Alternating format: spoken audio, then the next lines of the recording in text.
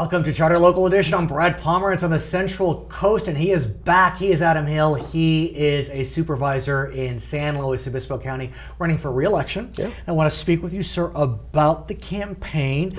Beautiful district, kind of central San Luis Obispo County. Yep. What are you hearing on the campaign trail?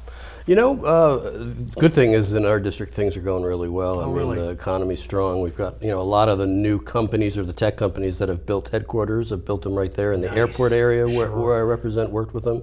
We have a new airport terminal coming. Amen. It's about time. Yeah, Can we fly to Sacramento, please? It's not even just more. It's not even just we need more flights. The terminal itself is like you can't even plug in your laptop. No. It's I like the restaurant though. It's very kind of it is retro. it is very nostalgic. Yeah, and Right. that stays. Right. But and it'll get redone. But then we'll get a new terminal and we'll get some. And you'll fly to Sacramento? Hopefully. I mean, I know there's nobody. Yeah, I know nobody here wants to drive to Sacramento any more than exactly because now we got to go either you got to go SLO SF Sacramento. It's just insane. Yeah, we're likely to get a probably first Seattle flight because we've got Amazon here. We've got 200 Amazon software engineers and. Two an assemblyman and a senator? That's not enough for one flight to Sacramento? Those Amazon guys will buy all the seats. I hear you. I hear you. Yeah. So what else are they saying? Are they talking? They're talking about water, and obviously a big statewide concern. I mean, I've been lead on the Desal project with PG&E, so that's going to bring us some water. Can we talk about Diablo? Sure. Because I think it's critically important. Absolutely. Let's focus on the Desal project. Right. Which is very exciting. Mm-hmm. For our viewers, they may not realize that Diablo Canyon, currently, its water source is its own desal. Exactly. And am I right that the energy to make the desal water is the nuclear energy? Exactly. Because I understand the problem with desal, it's energy intensive. Yeah. But they're using their own energy. Right. Yeah. Exactly. They in fact they power it from the plant. And they power it they have a certain amount of power they're allowed to use on the site for any of their operations, and it's much cheaper than it is off-site. And so it is a very economical way to power desal. And you could say a lot of things about nuclear. As long as there's no accident, it's very green. It doesn't emit greenhouse gases. Yeah. There's zero emissions. Exactly. Okay. So that's that element. But then I believe that were you the person that kind of got this conversation going? Yep. You called your friends at Diablo and said, well, wait a second. Yeah, because Can we get some of your desal? Exactly, and I know I'm not the first one that has asked them, just the first one that said yes to. You didn't invent the internet? Not yet, not yet. Keep going. But, they run about 40% capacity on their desal plant. And so I had the chief nuclear officer over at my house for lunch, and I had already talked. Good guy, smart guy, a really a serious, the kind of guy you want operating a nuclear power plant on your coast. And we talked about how we could make this work. And about a year and a half later now, we have a project that's going into the EIR phase that's supported unanimously at my board. Which is remarkable. Which is very good. 5-0 on anything's remarkable. It can be, but I think people get it. We're not doing anything other than building pipeline. And is that what it is? For us, mostly. 7 miles? It's about 7.5 miles inside the gates. The South County water systems hookups are right outside the gates. Perfect. So there's a little bit of technical stuff that has to be done besides the piping on both the plant and the pipe. Who pays for the pipe? We will be paying for it with hopefully our other South County customers because it's new water. Is the county. The county. Yeah.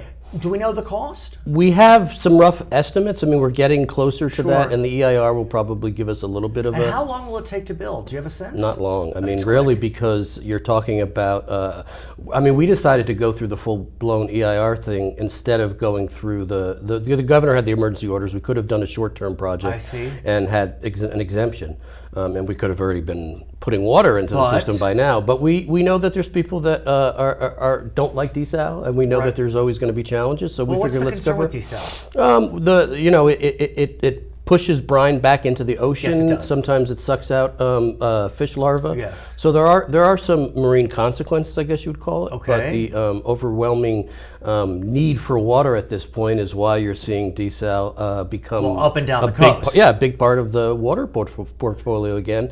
And we've briefed state officials. We briefed Secretary Laird from the governor's administration. He said, yeah, this fits in all of the above category that the governor's talked about. We've briefed Senator Monning. Right.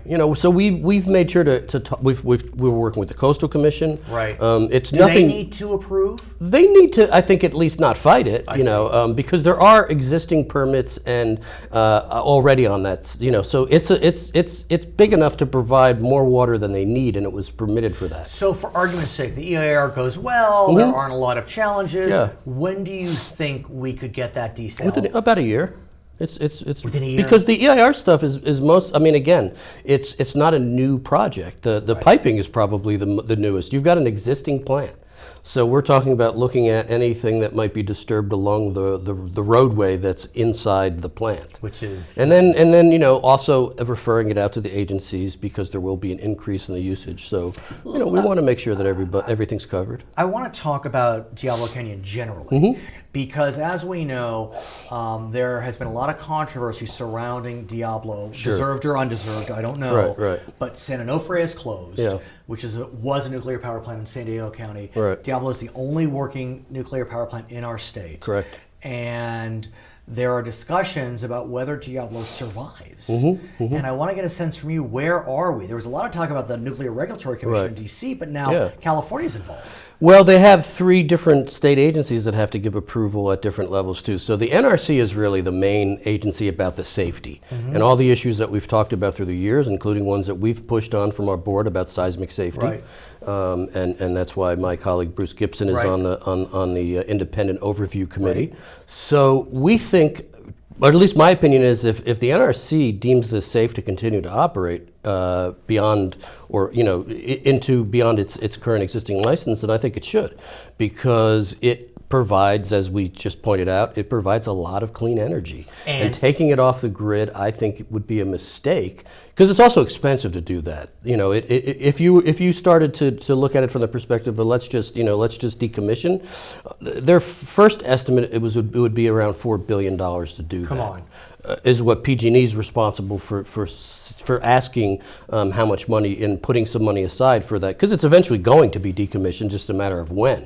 Is it going to be 10 years, 20 years? Well, they're looking for a license that would take us through 2045. Is that right? That's what we suspect. I mean, they haven't made a commitment because, as you point out, there's 3 state agencies: the State Lands Commission, the Coastal Commission, and the State Water Board, that all has a role in permitting certain aspects of the way the plant operates. And so, I understand Lands is going to be looking at it soon. Yeah, and the Lieutenant Governor, Gavin Newsom, has made some statements that arguably are troublesome for supporters of Diablo. Yeah, they're troublesome to me. Right. I think that it's a decision that really should be best made really about safety and safety alone, and that's where the Nuclear Regulatory Commission is the appropriate agency. And they're the ones who make these decisions about all the reactors around the country. So where do you go from here? The Lands Commission's going to look at it. Right. What do you? We think that they'll end up giving their permit. They might require some. I think that the state commissions are made up of some people who may not like nukes and may not like a plant continuing to operate, and I get that. There's a lot of environmentalists of the, let's say, older school who don't, but if you look at some of the environmentalists who are really more concerned about climate change first and foremost, James Hansen, for instance, the great NASA scientist who has been talking about climate change since 1985, he's a signatory to the Save Diablo Canyon letters. Wow. Because he says, look, we don't have the luxury to be getting rid of things, especially base load power that doesn't emit greenhouse gas emissions. Because if you got rid of this, besides the fact that it's expensive and it's going to be economically disastrous for our county, you are taking off, you're making it that much harder to get to our goals. Because they're going to replace it with gas. Right. Before San Onofre went down, nuclear provided 16% of California's electricity. Right. Diablo was 57%, San Onofre was 43%, so we're already down as a result of the closure of San Onofre. Sure.